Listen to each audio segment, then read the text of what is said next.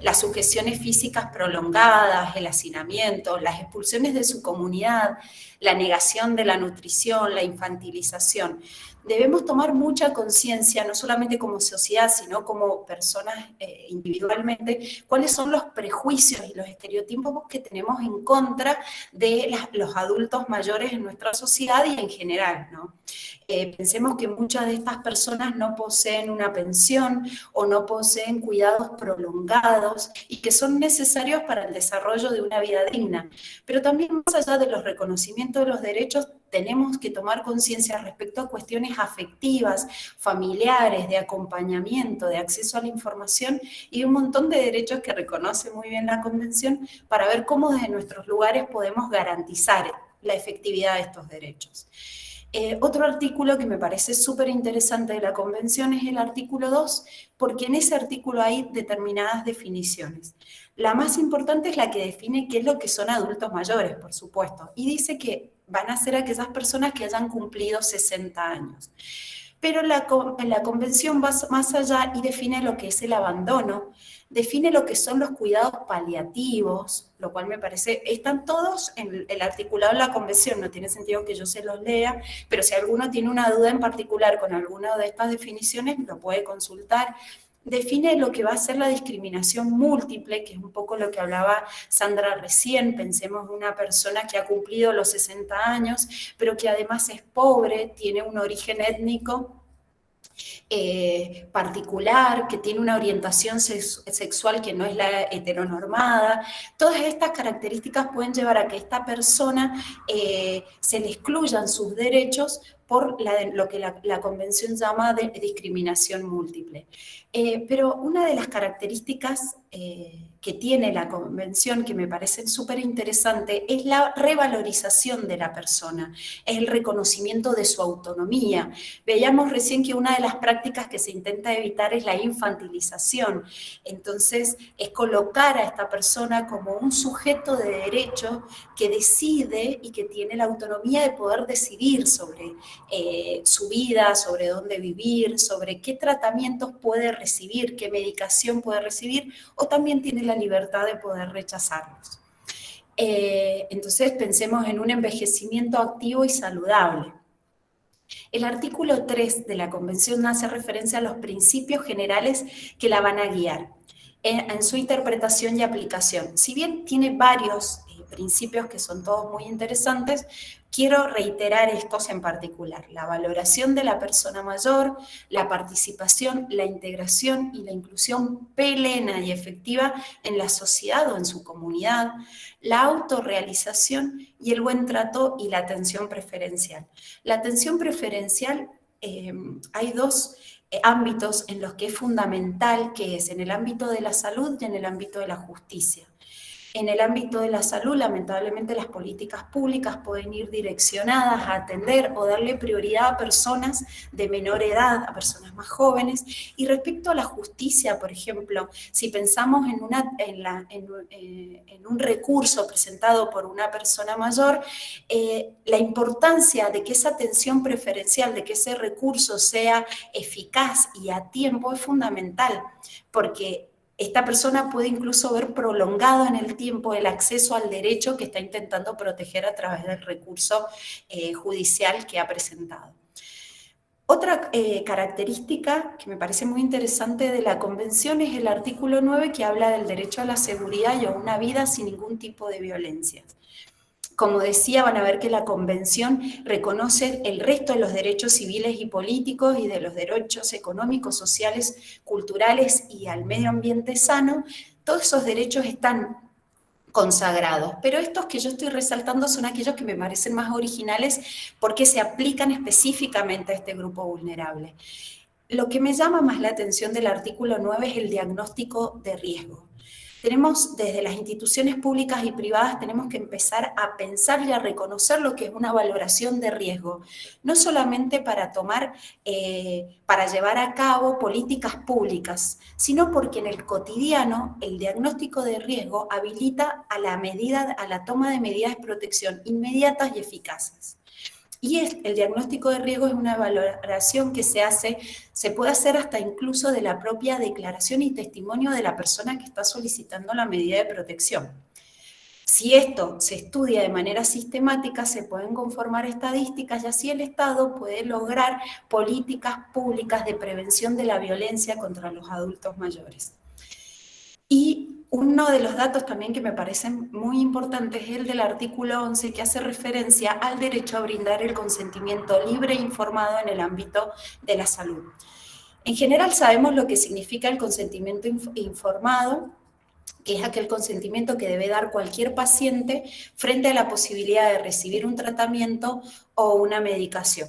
Lo que la Convención señala y que es coherente con este principio de la independencia, de la autonomía y de la autorrealización de las personas mayores es que este es un derecho irrenunciable y establece cuáles son los requisitos que tiene que tener ese derecho y que el consentimiento tiene que ser otorgado de manera previa, de manera voluntaria y de manera libre y expresa.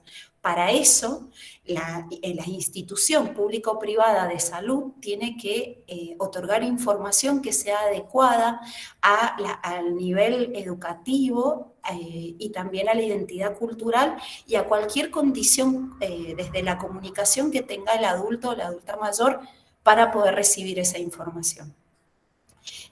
Respecto a este derecho en particular, la Corte Interamericana de Derechos Humanos es que se expresó respecto al caso Poblete Vilches y otros versus Chile. Lo que la Convención entró en vigencia el 15 de enero del 2017, todavía la Corte no ha podido expedirse sobre la violación de sus derechos. Por lo tanto, pero lo que hizo en este caso de sentencia del 2018 es reconocer que en materia de derechos humanos las personas mayores son un grupo vulnerable, lo cual es sumamente importante porque señaló la Corte que es necesario visibilizar a las personas a las personas mayores como sujetos de derechos que poseen una especial protección, que requieren un cuidado integral, que es necesario respetar su autonomía e independencia. Como dijimos, es un grupo en situación de vulnerabilidad, que los estados tienen una obligación reforzada de respeto y de garantía respecto a la salud de las personas mayores y que la edad también es una categoría protegida por la Convención Americana. Desde los servicios de salud necesarios para respetar los derechos de las personas mayores, estos tienen que cumplir con los requisitos de disponibilidad, accesibilidad, calidad y aceptabilidad, en condiciones de igualdad y sin discriminación. Y respecto a este último artículo que estábamos viendo, que es el consentimiento informado, lo que al momento en que se llevaron a cabo los hechos que violaron los derechos del señor Poblete Vilches y su familia, no se encontraba en vigencia esta convención, lo que la Corte hace es un análisis muy interesante del artículo 13 de la Convención Americana de Derechos Humanos, que ustedes saben es el derecho a la información. Entonces la Corte dice, para que haya un consentimiento informado tiene que haber un acceso a la información que había sido violado por el Estado chileno, que, les comento muy corto el hecho, había intervenido quirúrgicamente al señor Poblete Vilches sin el consentimiento de él ni el de su familia. Entonces, violarse este acceso a la información, por lo tanto no se pudo otorgar un consentimiento informado, lo que se violó fue el derecho a la salud del artículo 26. Los invito a que lean lo importante del caso, es también cómo la Corte valora el derecho a la salud y cómo se atribuye la competencia para declarar la responsabilidad del Estado chileno respecto al derecho a la salud consagrado en el artículo 26 de la Convención Americana. Entonces, para cerrar, lo que la Corte dijo es que el acceso a la información consagrado en el artículo 13 de la Convención Americana viene a adquirir un carácter instrumental para garantizar y respetar el derecho a la salud. No puede haber un ejercicio del derecho a la salud si no es a través del otorgamiento de un consentimiento libre, previo e informado, como estábamos hablando recién.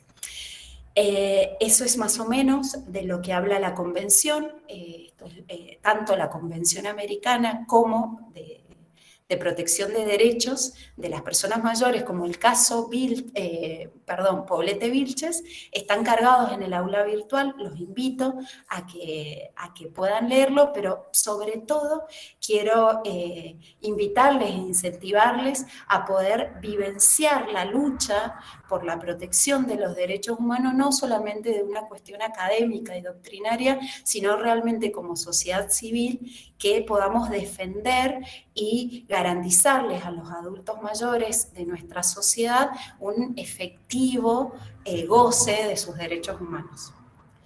Bueno, muchas gracias. Muy bien, excelente, Paula. Ahora, yo hago una pregunta, si me permiten, ¿no? Esto lo dejo planteado. Ustedes saben que muchos adultos mayores terminan, o sea, no estoy haciendo un juicio de valor, pero terminan internados en un geriátrico porque la familia no lo puede cuidar, por lo que sea. Si ese adulto mayor no está declarado, no está declarado legalmente como incapaz, digamos, y la familia lo interna, ahí también valdría el tema del consentimiento informado. Esto quiere decir, ¿la persona tendría que firmar el consentimiento informado para internarse en el geriátrico o esto podría ser suplido por la familia? Yo entiendo que mientras la persona pueda otorgar por este principio de autorrealización, mientras ella otorgar el consentimiento, como decía, es un derecho irrenunciable. El tema es que en el caso de los geriátricos no es propiamente una internación. Lo que estamos hablando son de cuidados a largo plazo, y lo dice cuando la Convención en el artículo 2 define cuáles son los cuidados a largo plazo, dice que son estas vivencias en estos lugares, pero no son propiamente internaciones. Pero la Convención específicamente dice que cuando no se pueda llevar a cabo estos cuidados en el domicilio. Yo creo que también como sociedad nos tenemos que cuestionar los motivos por los cuales a los adultos mayores los depositamos, ¿no es cierto?, en geriátricos. Si realmente no contamos con los recursos socioeconómicos y afectivos como para poder llevar a cabo esos cuidados en nuestros domicilios. Bien, perfecto. Chicos, ¿alguna pregunta o algún aporte sobre la temática? Y pasamos a la parte de género.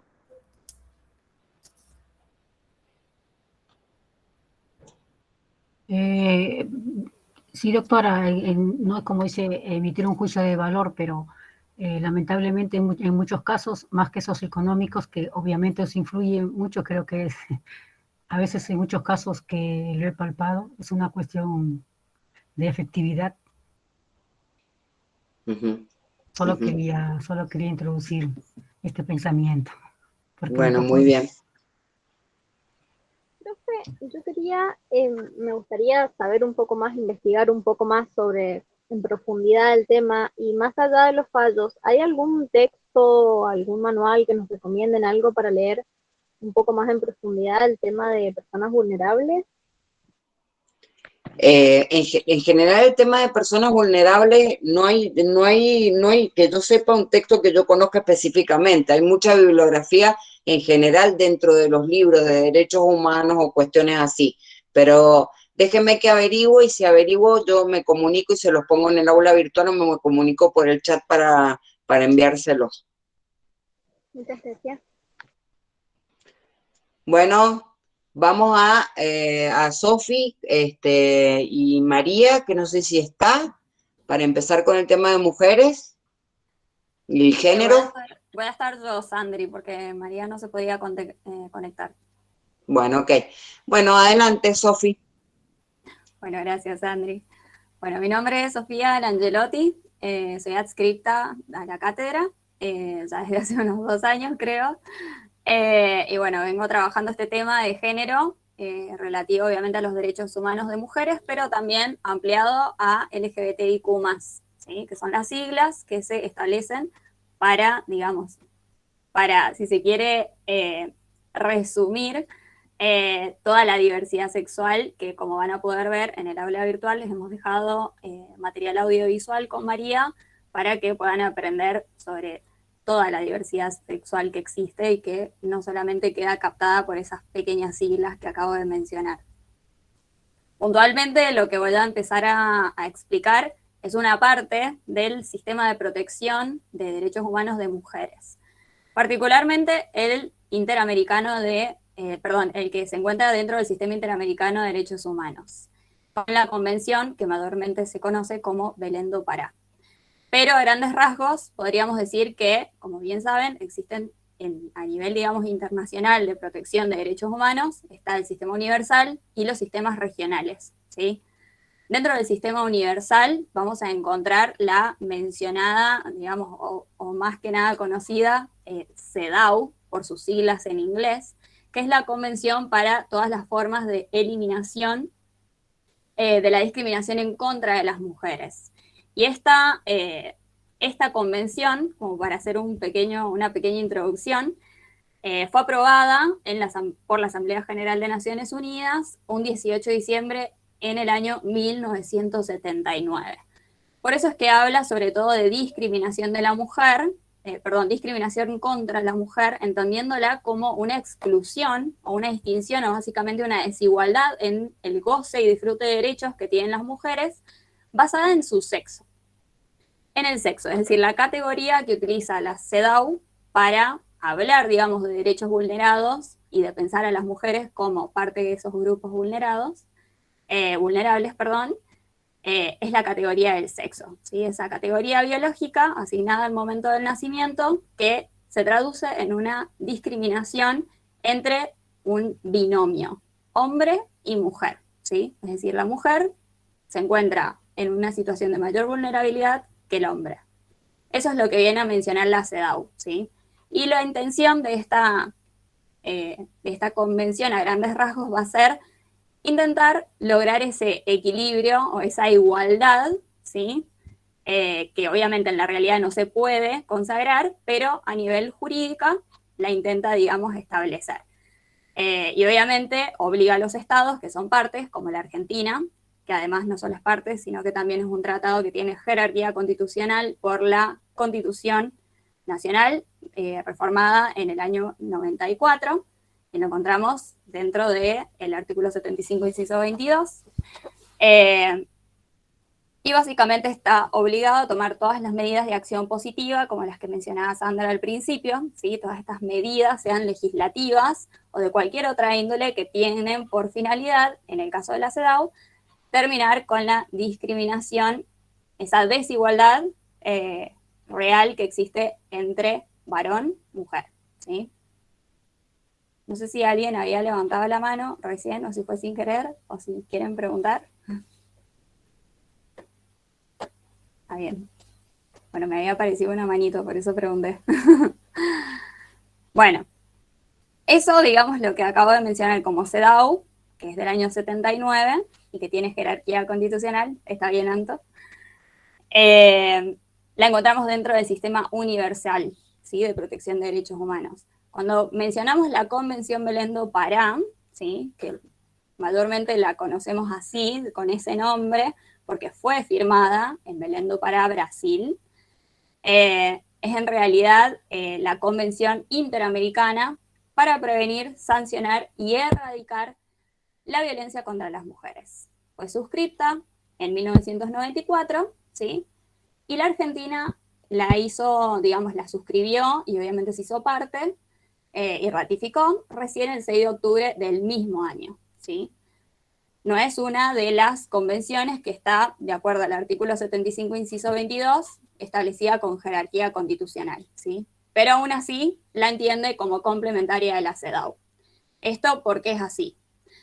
En principio, para adentrarnos en la Convención Belén do Pará, es necesario entender que primero existió la Comisión Interamericana de Mujeres, ¿sí? Este fue el primer foro a nivel, digamos, OEA, que existió para reflexionar acerca de la situación de las mujeres en América, ¿sí? Las mujeres de las Américas. Y una de las cosas que se debate dentro de las asambleas de delegadas, que está compuesta por 34 delegadas, cada una elegida por el gobierno de cada uno de los países miembros de la OEA, es que se termina distinguiendo, digamos, de la CEDAW porque en esta asamblea, que termina dando nacimiento a la Convención Belén do Pará, se termina dando cuenta que la CEDAW tiene un gran vacío legal en cuanto al concepto de violencia por motivos de género, ¿sí? Que es muy distinto de la discriminación basada en el sexo. Porque es así. Si vamos al artículo 1 de la convención misma, la Convención Belén do Pará, vamos a ver que habla de violencia contra la mujer, entendiéndola como cualquier conducta, ¿sí? Sea acción u omisión, basada en el género, y ya vamos a ver qué género, que causa la muerte, daño o sufrimiento físico, sexual o psicológico a la mujer, sea tanto en el ámbito público o el privado. Esto es importante porque establece dos grandes diferencias con lo que veníamos viendo de la CEDAW.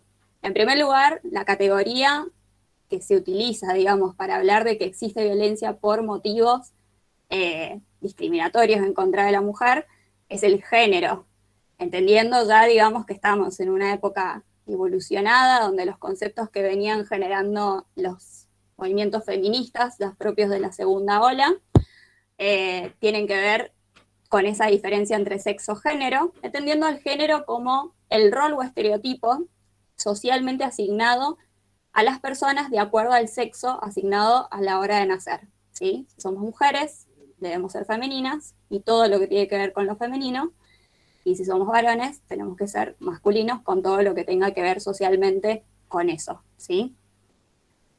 Entonces, lo que quiere decir la convención cuando habla de violencia por motivos de género es que todos estos estereotipos que han sido construidos y perpetuados a nivel social son quienes sustentan y además prolongan y generan la violencia en contra de un solo género, que es el que está siendo obviamente perjudicado, que es el femenino, ¿sí? Lo otro que es importante es que la CEDAW solamente hablaba de discriminación en sentido de que hay una desigualdad real, ¿sí? Que se podía ver sobre todo en el ámbito público, por ejemplo, el trabajo, la salud, ¿sí? En cambio, la violencia por motivos de género, tal y como está establecida en la Convención Belén do Pará, nos va a llevar a distinguir otras consecuencias que no estaban establecidas a nivel internacional ni protegidas, digamos, en el ámbito de derechos humanos, como es la posible, esas violencias, digamos, que llegan a la posibilidad de una muerte, ¿sí? Hay un caso que fue la fuente principal, si se quiere, de la Convención Belén do Pará, que es el caso de María da Penha. Esta es una mujer que después de 10 años de solicitar a la justicia brasilera en Belén do Pará, que básicamente alejaran a su pareja que la violentaba todo el tiempo, solamente obtuvo respuesta de la justicia cuando denuncia 2 intentos de asesinato por parte de su pareja. La primera vez que la despierta pegándole un tiro en la espalda, lo cual la deja cuadriplégica, y después un segundo intento de asesinato para, digamos, intentándola electrocutar. Pasaron 19 años y este caso llegó a la Comisión Interamericana de Derechos Humanos, luego a la Corte, y María da Penha logró, obviamente, logró incluso, digamos, a nivel internacional, no solo que se reconociera la responsabilidad internacional del Estado brasilero, sino que también hoy en día también tienen una ley que también se llama como el nombre de María da Penha, que habla sobre todo el contexto de violencia doméstica, ¿sí? Entonces, la Convención de Belén do Pará trae esas dos grandes diferencias, habla de género, pero también del ámbito público y privado. También consagra el derecho a, digamos, las mujeres de una vida libre de violencias, ¿sí? Libre de todo estereotipo, digamos que esté establecido dentro de su género, y de su, digamos, y libre de toda forma de discriminación, y a ser valorada y educada libre de patrones estereotipados también, es decir, de prácticas sociales y culturales que estén basadas en conceptos de inferioridad o subordinación de ese género en particular.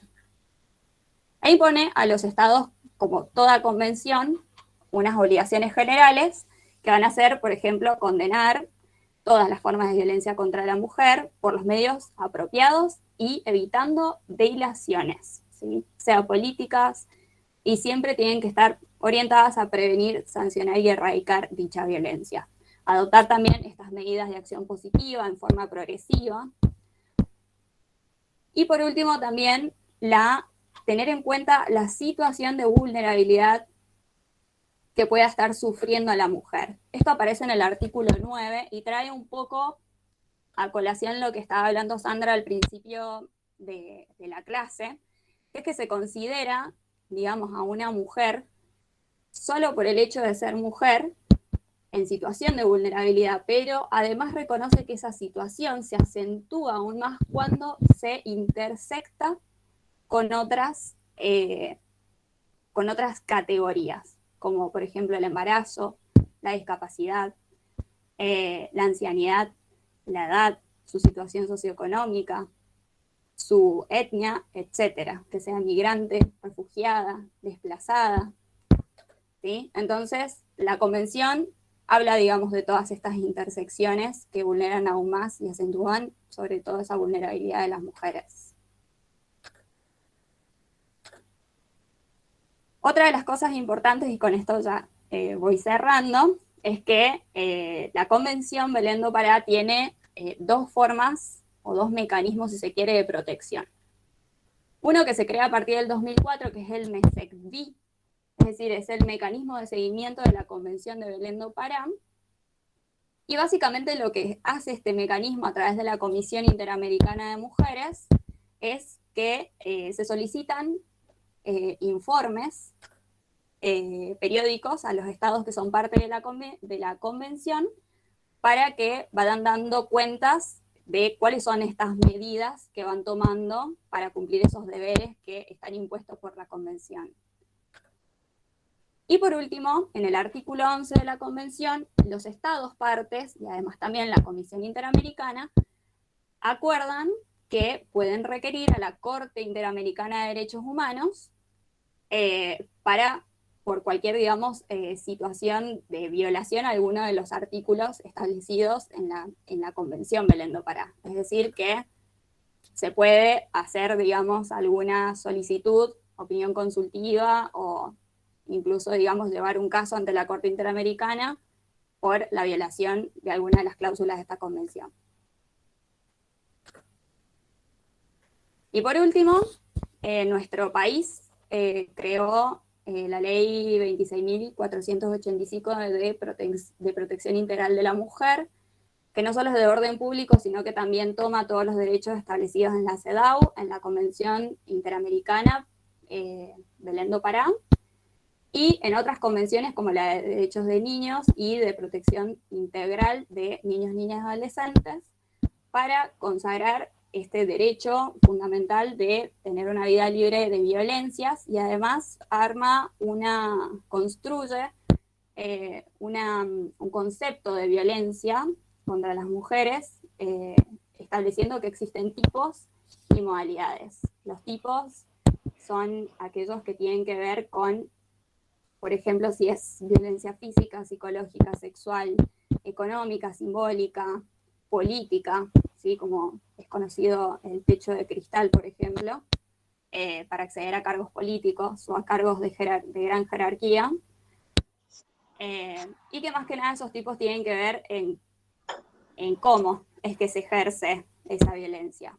Pero además estos tipos pueden estar combinados, si se quiere, con modalidades, es decir, en los contextos en los que se generan esos tipos de violencia.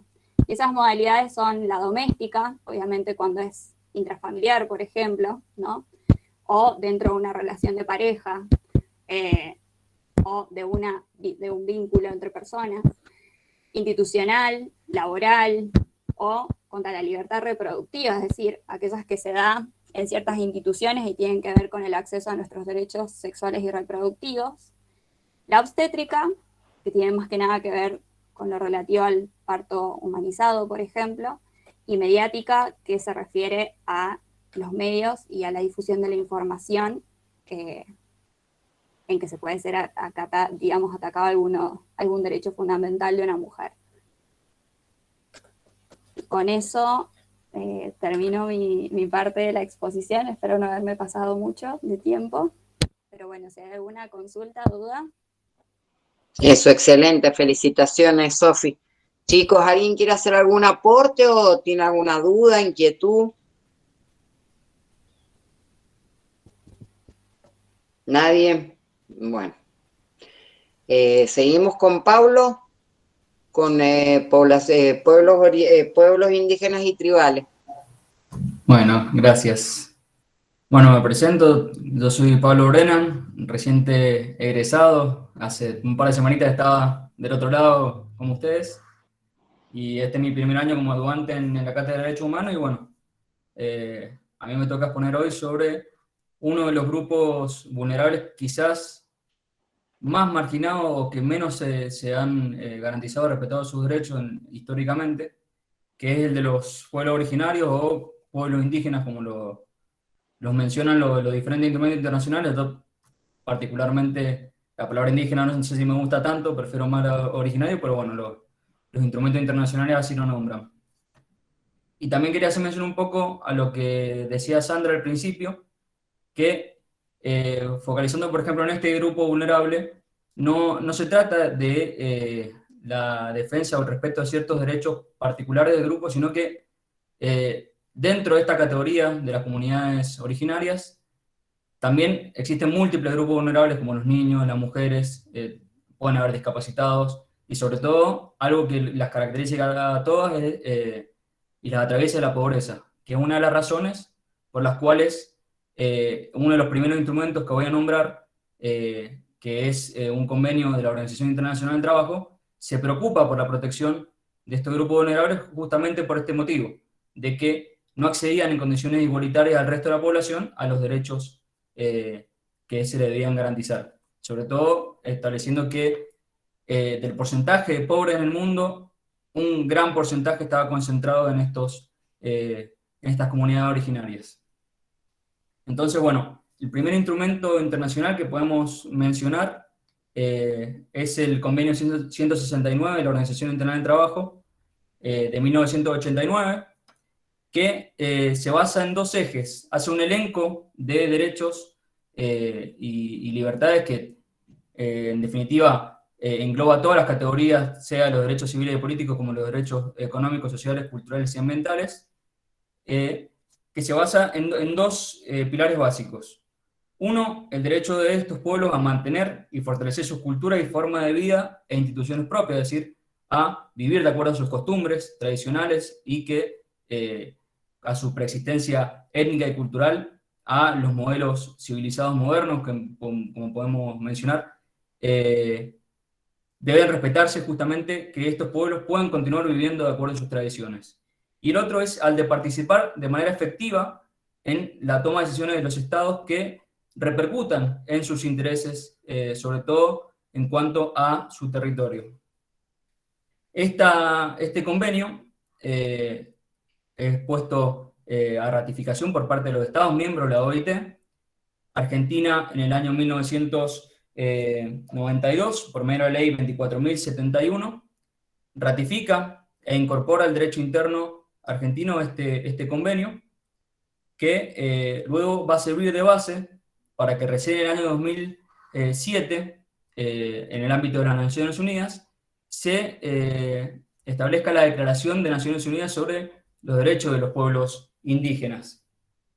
Esta declaración, por su naturaleza jurídica, no es jurídicamente vinculante para los estados, sino que es simplemente una declaración, una expresión de compromiso quizás que las Naciones Unidas, por unanimidad casi de la Asamblea General, se comprometen a garantizar estos derechos. No existe un mecanismo institucional de supervisión o de aplicación directa, por eso es que no es jurídicamente vinculante, pero sí, bueno, que creo que tengo entendido que en el plan de estudios nuevo tienen derecho internacional público recién el año que viene, pero van a ver que al menos este tipo de declaraciones, en base a la buena fe de los estados, pueden considerarse de algún modo normas de derecho consuetudinario, o que el incumplimiento de estas normas por parte de los estados sería de algún modo antiético o inmoral el no garantizar estos derechos.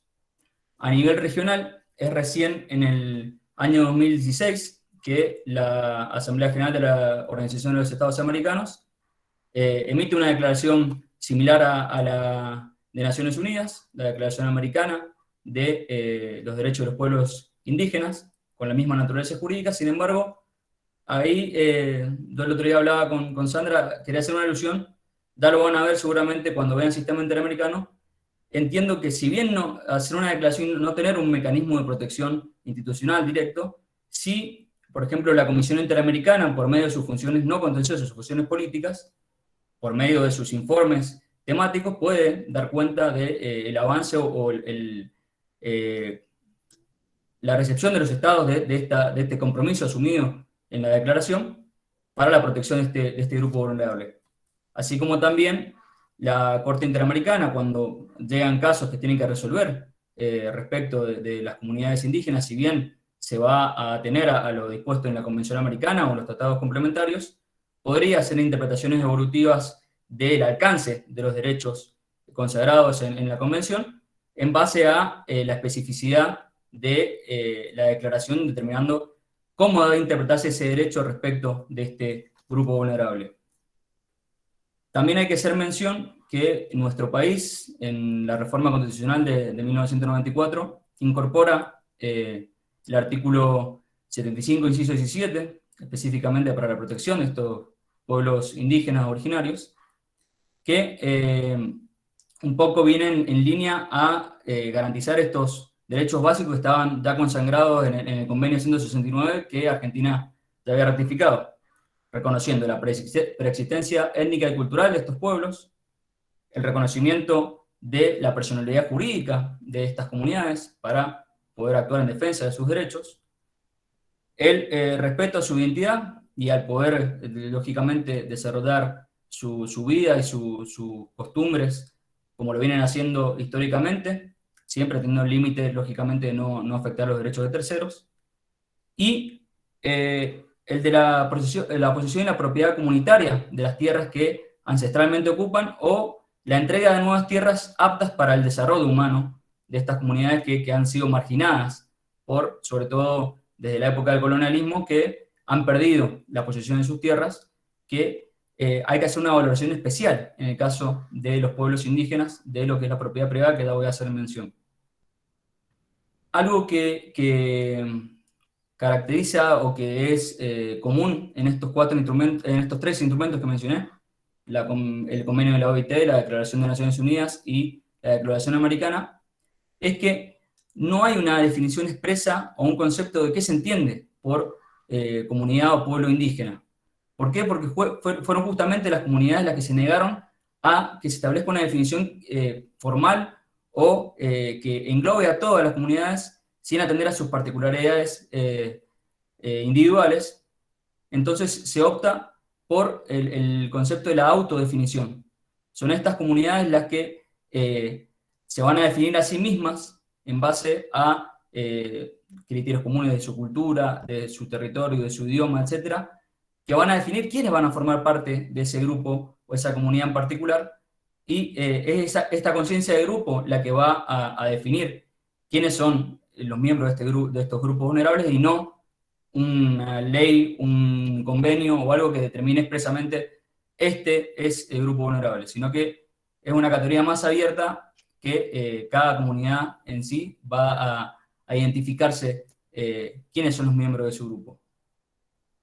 Otro si bien hacen estas declaraciones un elenco de derechos civiles y políticos, derechos económicos, sociales, culturales y ambientales, con las particularidades específicas en razón de los pueblos originarios, hay un derecho que es el que hacía mención recién, que es el de la propiedad, y la propiedad aquí tiene un sentido diferente al de la propiedad privada, garantizada, por ejemplo, por nuestro artículo 17 de la Constitución Nacional, o por el mismo artículo 21 de la Convención Americana, donde la Corte Interamericana hace una interpretación en que respecto de los pueblos originarios, la propiedad se entiende como una propiedad comunitaria, una propiedad que no tiene un sentido de algún modo patrimonial de la relación con un individuo, sino con la comunidad y con la relación que estas poblaciones tienen con su territorio.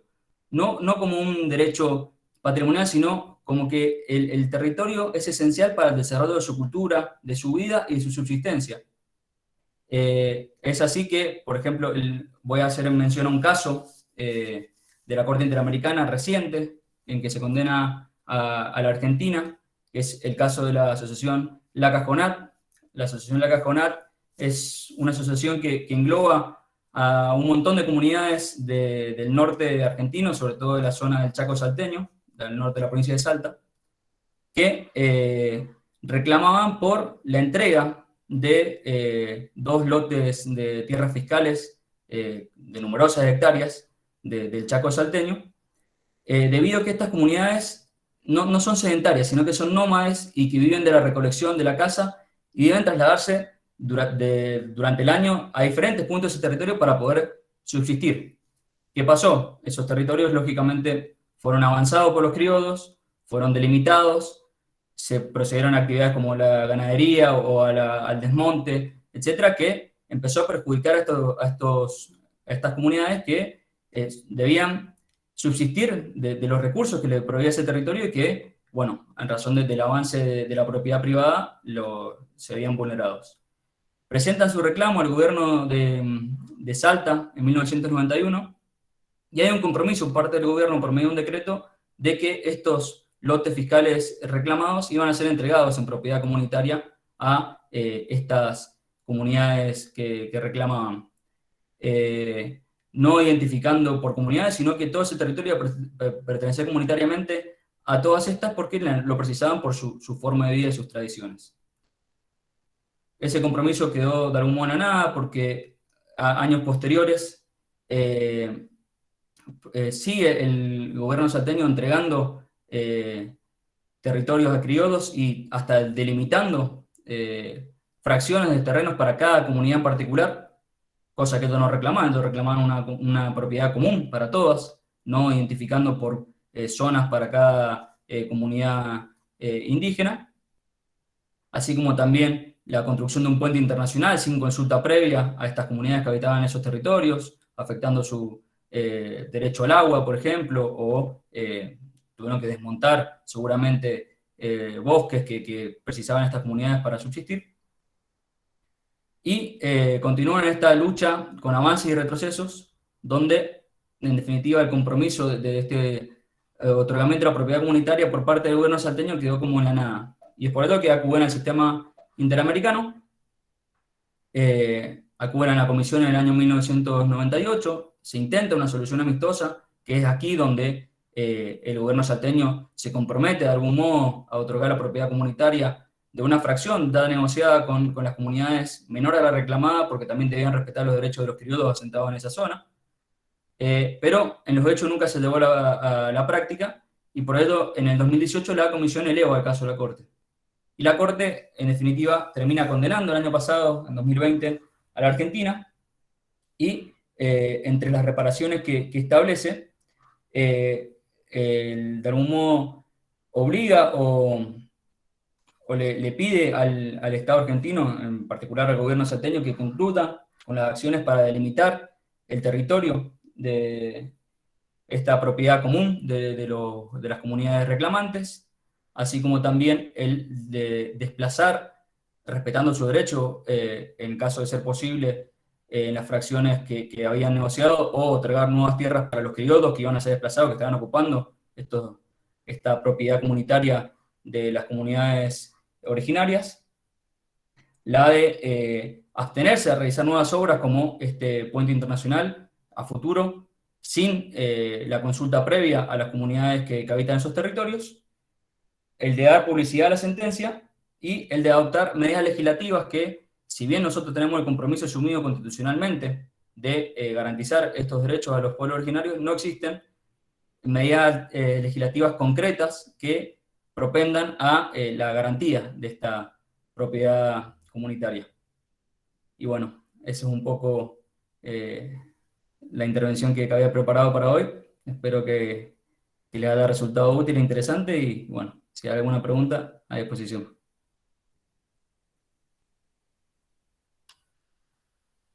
Tenés apagado el micrófono, Sandra. Bueno, suele pasar, me suele pasar.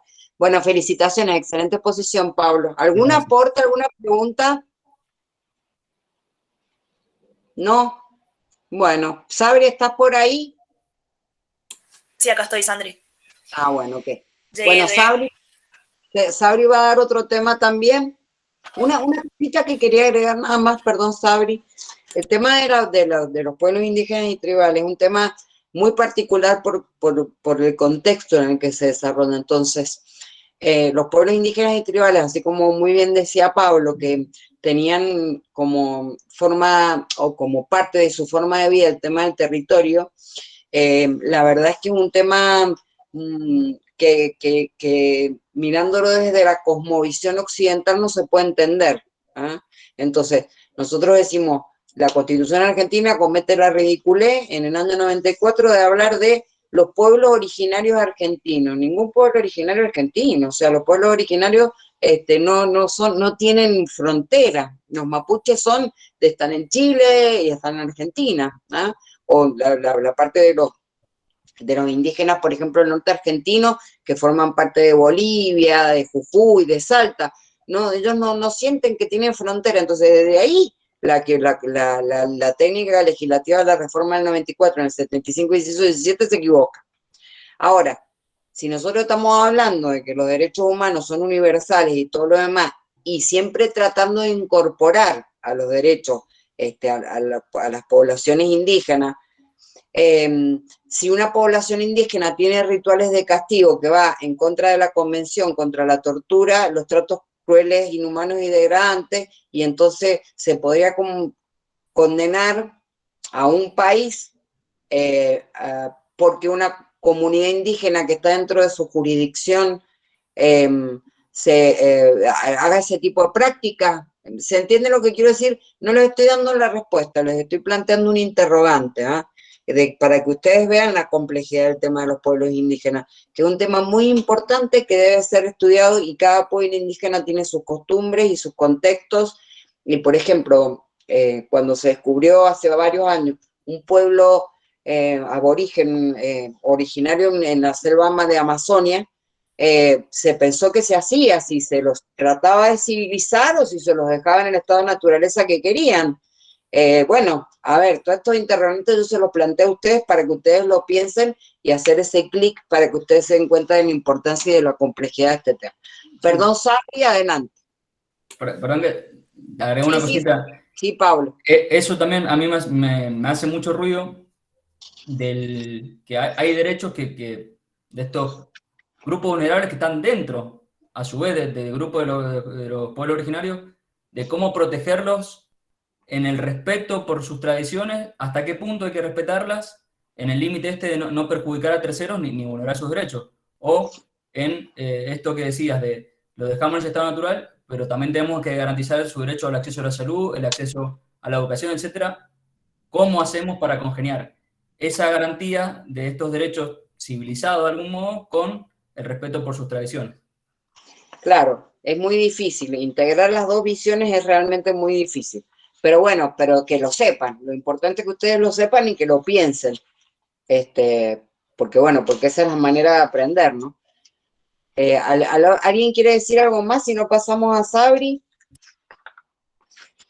Bueno, Sabri, presentate y presenta tu tema, cariño. Ok, bueno, yo soy Sabrina, soy estudiante todavía, soy ayudante de cátedra. Y lo que sí, para interactuar un poco, chicos y chicas, si me podían poner en el chat si alguien conoce Innocence Project, eso como para que lo vayan respondiendo en el chat. Yo les voy a dar un sector, digamos, en situación de vulnerabilidad, que son las personas privadas de libertad, que como dijo recién Pablo, que también pasa en comunidades indígenas u originarias, dentro de las personas privadas de libertad, digamos, también hay sectores vulnerables, porque hay mujeres, pueden haber adolescentes, pueden haber personas con discapacidad, y también se le suma el plus justamente de esta privación de la libertad. Para explicarles un poco sobre esto, ahí están poniendo en el chat que sí conocen Innocence, así que genial. Voy a dividirlo como en dos grupos de personas privadas de la libertad. Exactamente, Iván, son las personas injustamente culpadas de un delito. Dos grupos. Tenemos, por un lado, las personas que han sido justamente condenadas, Y por otro lado, como ahí dice Iván, las personas injustamente condenadas.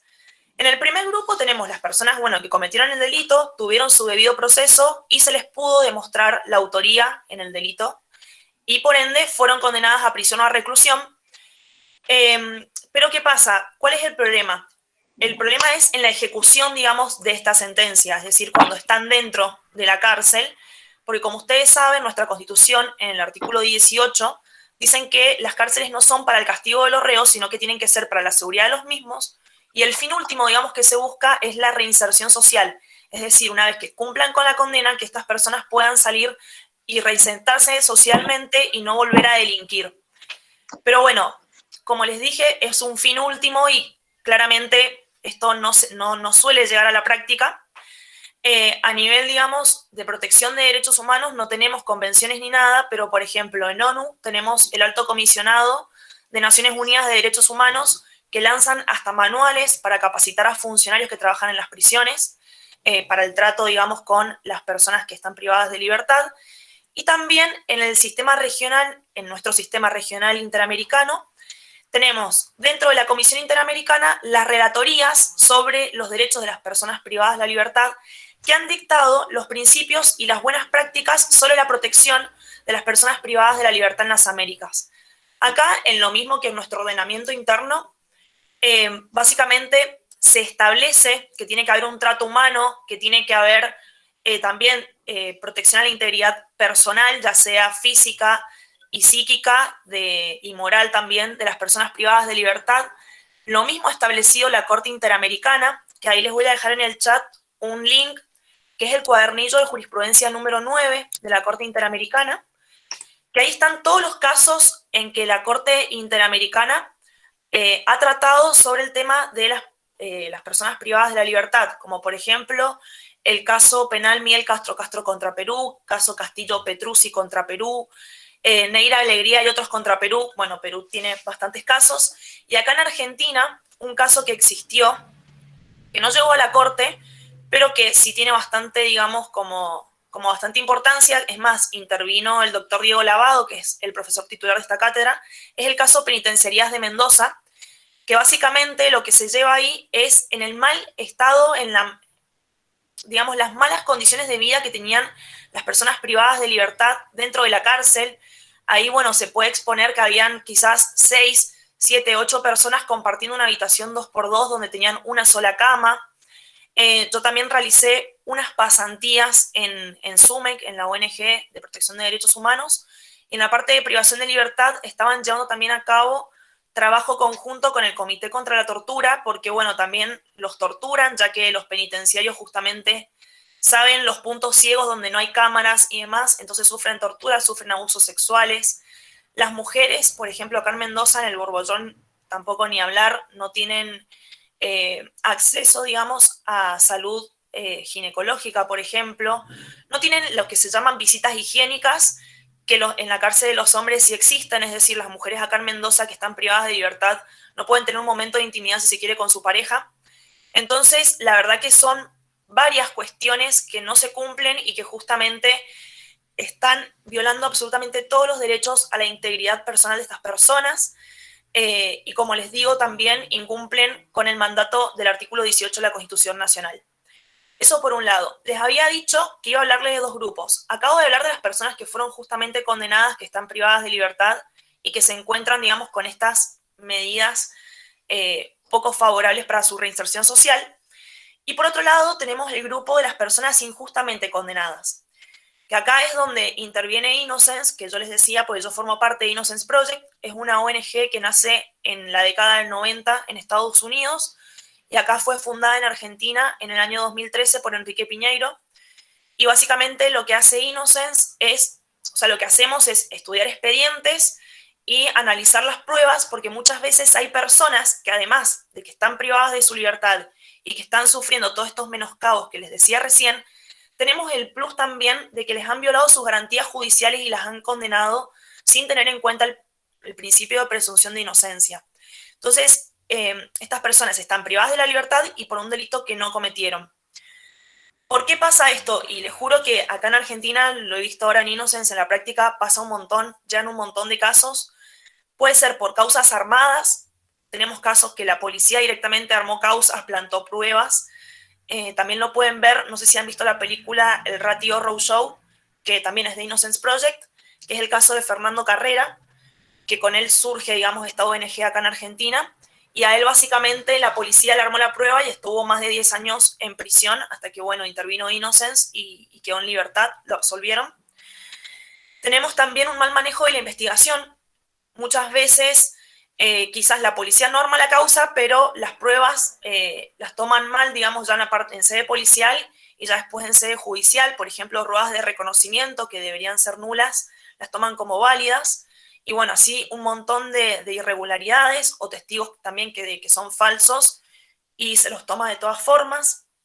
Y también tenemos otro gran problema que se tiene en el debido proceso, que es muchas veces las personas privadas de libertad tienen carencia de recursos económicos, entonces no pueden pagar un abogado o una abogada que los defienda, por ende tienen defensores oficiales que muchas veces hacen una mala defensa.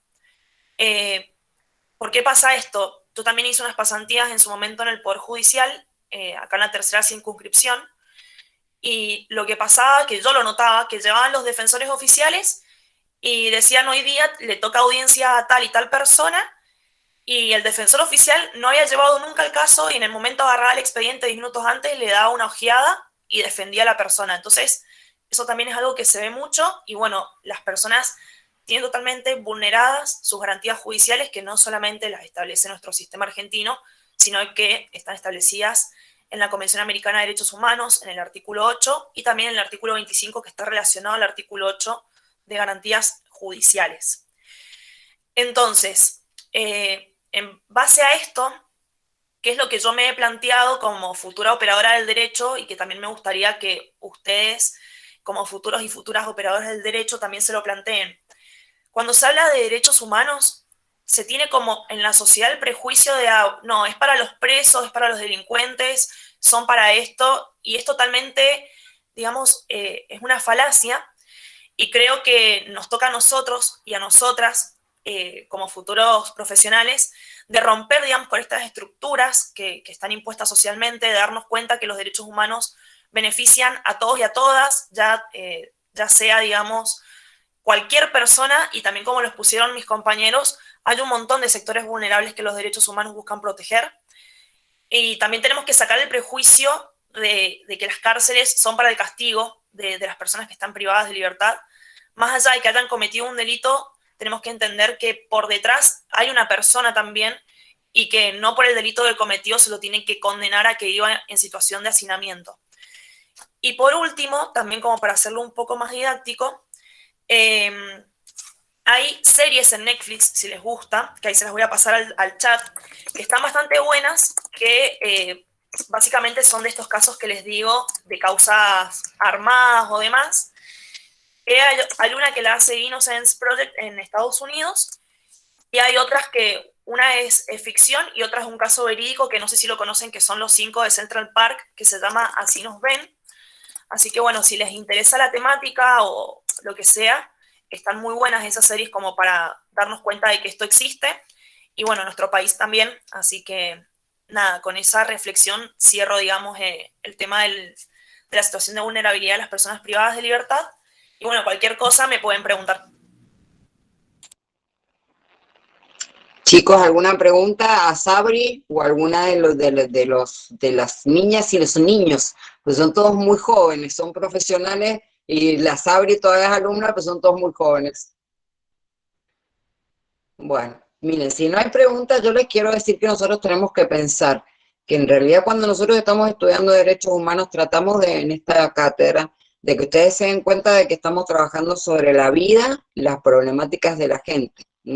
Cuando nosotros, ¿por qué? Porque el formato de esta cátedra es un formato taller, ¿estamos de acuerdo? Entonces nosotros la teoría la tratamos de relacionar con la realidad a través de que muchas veces de los fallos o muchas veces a través de una película o una serie, como dice Sabrina, para empezar a fomentar, digamos, el aprendizaje y apropiárselo de otra manera, ¿no? Porque si nosotros vamos a estar acá para decirles lo mismo que dice el libro de cabecera de la cátedra, la verdad que no hacemos falta, pueden estudiar solos. Sí noto se los digo sinceramente, y lo hemos hablado con el profesor Rousset también, que son muy poco participativos, no una crítica, o sea, ustedes se la pierden, porque se podrían armar fabulosos debates en la cátedra a partir del material que nosotros les damos, pero bueno, si usted está perfecto, tienen el derecho humano de no participar, pero que sepan que nosotros somos una cátedra abierta a los debates, que apoyamos las investigaciones, las inquietudes, y que estamos para eso, para acompañarlos a ustedes a que aprendan y se apasionen. Y les cuento que muchos de los que están acá en la cátedra son personas que han participado en las competencias internacionales de derechos humanos, son campeones en muchas competencias, y una vez que entraron en este mundo no quisieron salir nunca más, o sea, acá se quedaron. Así que bueno, nada, ¿alguna pregunta, alguna inquietud? Ahí Sandri, está Flor, y María José esperando para hablar, que levantaron la mano. Florencia Granados. Dale. Hola, ¿cómo les va? Buenas tardes. Bueno, profe, a mí me interesó mucho lo que dijo Sauri. De hecho, lamentablemente me tocó un tema, o sea, una persona muy allegada que sufrió esto, una persona la que obviamente la encarcelaron injustamente, sin pruebas, o sea, fue, bueno, no quiero hacerlo tan extenso, pero todo lo que dijo Sabri es verdad, o sea, la creación de pruebas, esta persona estuvo condenada obviamente 2 años, o sea, no condenada porque obviamente nunca aceptó sentencia, de hecho salió libre, pero le tocó lamentablemente pasar 2 años dentro de la cárcel, y tuvo consecuencias posteriores irreversibles, o sea, contar cosas, todo lo que dijo Sabri es verdad, o sea, el hacinamiento en la cárcel, las situaciones, el hecho del trato con las demás personas, o sea, el cambiar cada 2 por 3 de abogado, porque, bueno, si bien la otra parte, digamos, la que obviamente lo había demandado, había creado pruebas, bueno, detrás de eso también había una persona que era un fiscal, y había mucho poder de la otra parte, y bueno, gracias a Dios esta persona pudo salir porque sinceramente no había pruebas, lo habían acusado de un abuso sexual hacia un chico, digamos, y bueno, nada, o sea, fue increíble y me pareció muy importante acotarlo. Lo viví de una manera porque una persona llegada, obviamente, me tocó de mi parte, de manera, valga la redundancia, personal, y es verdad lo que dice Sabri, es horrible porque te parece injusto, hay una razón a las garantías constitucionales porque no hubo un debido proceso, o sea, la verdad que fue horrible la situación y bueno, nada, lo cuento porque la conozco y bueno, hoy en día, gracias a Dios, creo que en esos casos se inicia, bueno, esta persona no sé si inició juicio, pero en ese caso se inicia juicio contra el Estado, ¿verdad? Sí, se inicia juicio contra el Estado y lo que se puede devolver, lamentablemente, no se puede sanar, digamos, las heridas, se puede pagar un monto de dinero. Ese es un problema complicado, porque tenemos que tratar, por eso el sistema tiene que tratar de educar y de prevenir y de promocionar el respeto a los derechos humanos, porque una vez que se produjo el hecho es muy difícil revertirlo. Hay veces que se puede revertir, qué sé yo. Me imagino yo que puede haber alguna razón por ejemplo, si un derecho humano a la propiedad te la pueden devolver, bueno, suponete, pero hay otros daños que son irremediables y que realmente cuando yo tengo un conflicto personal con el tema de las audiencias de conciliación amistosa. O sea, yo no me parece que por plata un Estado no tenga que ser condenado, digamos, por la violación la violación grave de derechos humanos. O sea, tiene la posibilidad de un acuerdo de solución amistosa donde pide disculpas en un diario, donde paga un monto de dinero, donde hace una escuela o lo que sea, las medidas de reparación que sean, pero yo creo que eso no alcanza. O sea, yo personalmente, yo creo que por ahí está bien, digamos, es lo que se puede hacer. Pero yo con el tema de las conciliaciones no estoy muy de acuerdo, porque me parece que es mejor siempre la condena. Esto es mucho más ejemplificador, digamos, se aprende mucho más que con un acuerdo de solución amistosa, en mi opinión, ¿no? Eso ya lo vamos a ver más adelante cuando veamos los procedimientos ante la Corte. Y alguien más quería hablar, ¿verdad? Sí, aparte de Florencia. Elena María. Bien, sí, buenas tardes. Lo que quería Cuenta. aportar era con respecto también a lo que decía Sabrina, que por ahí creo que a nivel social hay mucha queja con respecto a las personas que delinquen, pero no nos ponemos a pensar por ahí el fondo de la cuestión, o sea, el por qué no se puede cumplir con la finalidad de la pena, que es justamente la reinserción social. Y creo, o sea, como opinión personal, que por ahí esta situación de los establecimientos penitenciarios, de falta de salubridad, de violencia, eh, bueno, de todas las condiciones en las que viven los delincuentes, eh, fomentan esta, por ahí, violencia física, pero también psicológica, en las personas que se encuentran ahí condenadas, y que después, claro, cuando cumplen con su condena y vuelven a la sociedad, por ahí esa reinserción social no se puede lograr por esta situación, o sea, por esta violencia en la cual están por años, meses, vaya a saber, bueno, las 24 horas del día, capaz, por las autoridades, por las mismas personas que se encuentran ahí. Entonces, que puede también llegar a ser eso una consecuencia de que no se cumpla con la finalidad de la pena, o sea, por toda esta situación. Como que es un círculo vicioso, digamos. O sea, por ahí se condena a una persona, pero la estás metiendo en un establecimiento en el que al final le va a ser peor. Entonces, realmente por ahí ver el fondo de la cuestión y decir, bueno, ¿qué es lo que hay que solucionar para que no haya delincuentes en la sociedad, libres, pero que tampoco se los encierren y vivan también en una situación más deplorable todavía? Sí, estamos de acuerdo. Alguien chateó algo, hizo un comentario, no lo alcancé a leer. Profe, Sí, dale, perdón, vale. yo quería agregar algo No, a lo que no, no, decía no. María José. Sí, Respecto también lo que es la reinserción y todo, empezar a cuestionarnos y destacarnos el rol que cumplen los que están arriba nuestro, ¿no?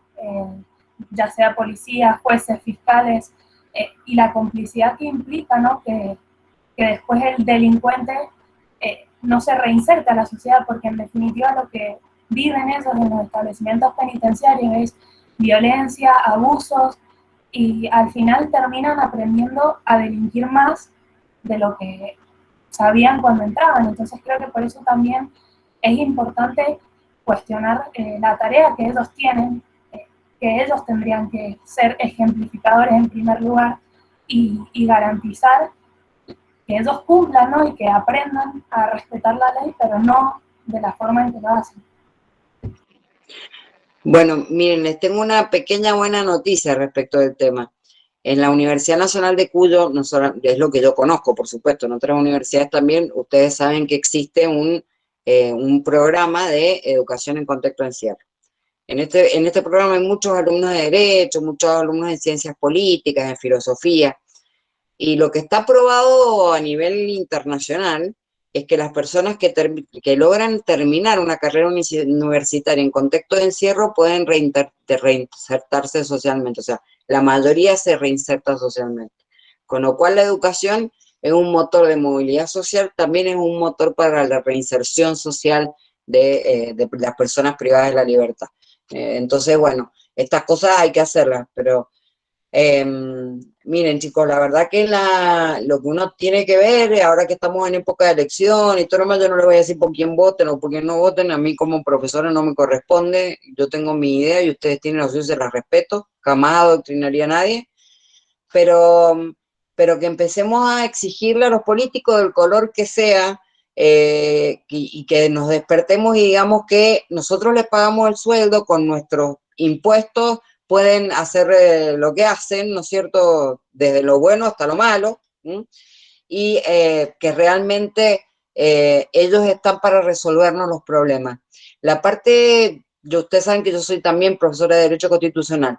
La primera parte de la Constitución, que es la organización del poder, está hecha ¿para qué? ¿Para qué? Para ordenar la sociedad y para que se cumpla la segunda parte de la Constitución, que son nuestros derechos, ¿estamos de acuerdo? También tenemos obligaciones, ojo, pero despertemos. O sea, a nosotros no nos puede retar un gobernante ni ninguna cosa. Primero porque nosotros lo elegimos para que nos gobierne, pero eso no significa que nosotros le tenemos el futuro, se lo hipotecamos, nuestro se lo hipotecamos a ellos. Y que sepan también que todas las cuestiones que se hacen, que cuando hablamos de impuestos, que hablamos del viaje esto, del viaje lo otro, o de lo que comen o lo que no comen, a ver, en el Congreso de la Nación, y acá no hago diferencias políticas de ningún color, tienen peluquero, les lustran los zapatos. A ver, ¿de qué estamos hablando? Eso lo pagamos todos los argentinos, hasta el pobre argentino que paga 1 litro de leche paga el IVA. ¿Estamos de acuerdo? Entonces, aprendamos a defender nuestros derechos y exijamos a los gobernantes, no solamente mediante el voto, ¿no?, que hagan cumplir la segunda parte de la Constitución, porque ellos están para eso y porque son nuestros empleados. Uy, no sé por qué me salió esto que les quiero decir, pero bueno, o sea, bueno, supongo que todos estamos enojados en esta sociedad. No estoy hablando de colores políticos, en una sociedad han quedado, digamos, en... Le salió del corazón lo que pensamos todos. Bueno, pues exactamente, yo creo que hay mucha rabia contra la política, pero la rabia que hay contra la política tiene que ver con esto, o sea, ¿quiénes se creen que son? Nosotros no tenemos redes, nosotros tenemos representantes, ¿estamos de acuerdo? Y esos representantes les pagamos nosotros. Entonces, quiero decirles con esto que en realidad todo esto, ¿por qué llegó a este punto? Porque nosotros tenemos que exigir todo esto porque es lo que corresponde.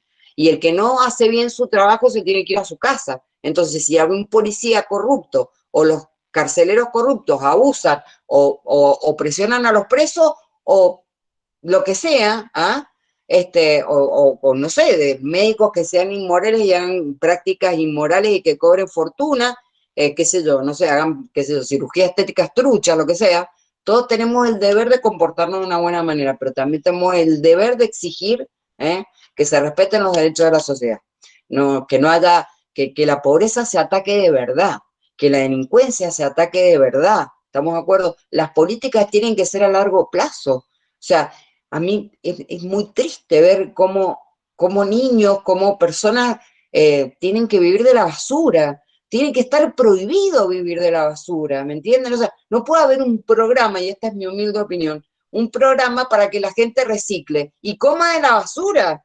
No, señora y señores, o sea, todos tenemos derecho a comer y a vivir dignamente. ¿Estamos de acuerdo? O sea, no se puede resolver el tema con la basura, no podemos dejar que la gente coma de la basura.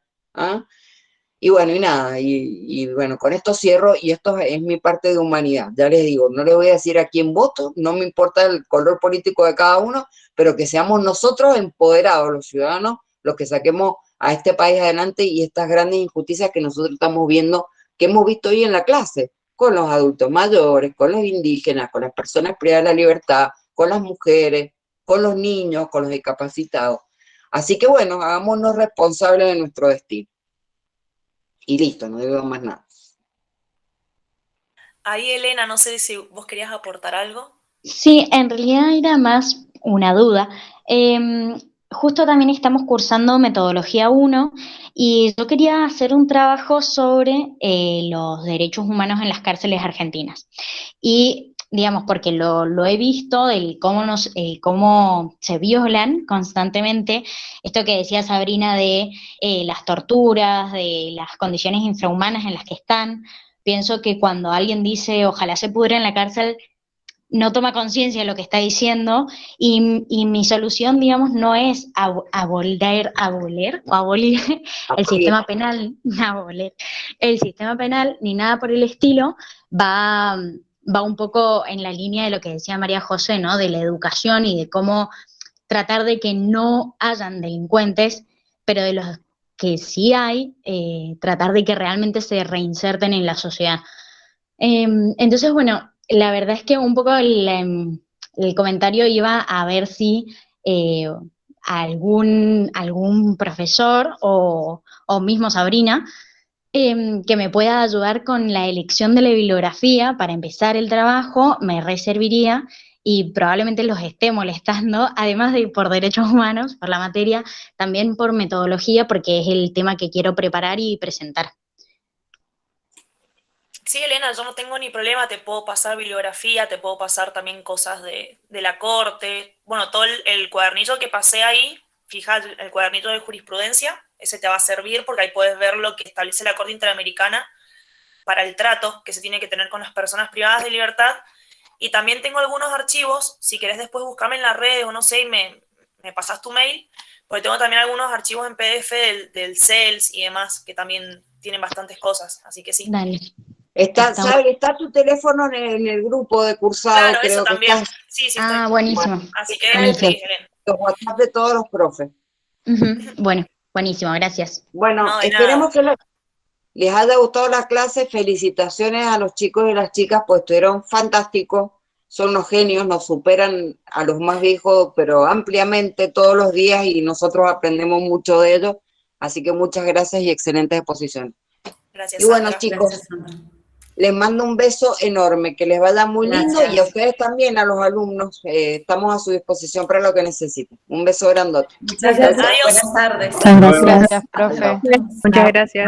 Profe, gracias.